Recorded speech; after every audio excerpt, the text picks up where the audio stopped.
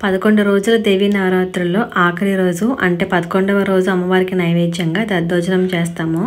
దానికోసం కుక్కర్లోకి 1 cup rice వేసుకుని wash చేసుకున్న తర్వాత 2.5 కప్పుల వాటర్ వేసి 3 విజిల్స్ వచ్చేంత వరకు రైస్ని ఉడికించుకుని తర్వాత గ్లాస్తో మెత్తగా మెదుపుకోవాలి. చిన్నపిల్లలకి అన్నం పెడితే ఎలా ఉంటుందో అలా మెదుపుకొని కాచి చల్లార్చుకున్న పాలు 1 కప్పు వేసుకుని అన్నంలో బాగా కలుపుకోవాలి. తర్వాత చిక్కటి పెరుగు అలాగే కమ్మగా ఉండేటువంటి పెరుగు కూడా 1/2 కప్పు తీసుకుంటున్నాను.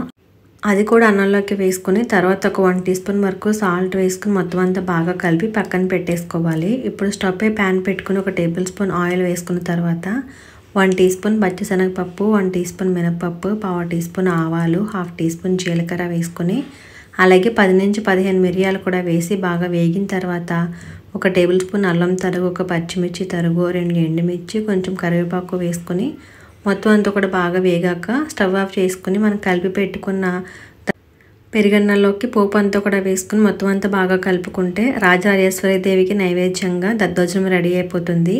ఒకసారి మీరు కూడా ఈ విధంగా ట్రై చేసి రీల్ నచ్చితే లైక్ అండ్ ఫాలో చేయండి.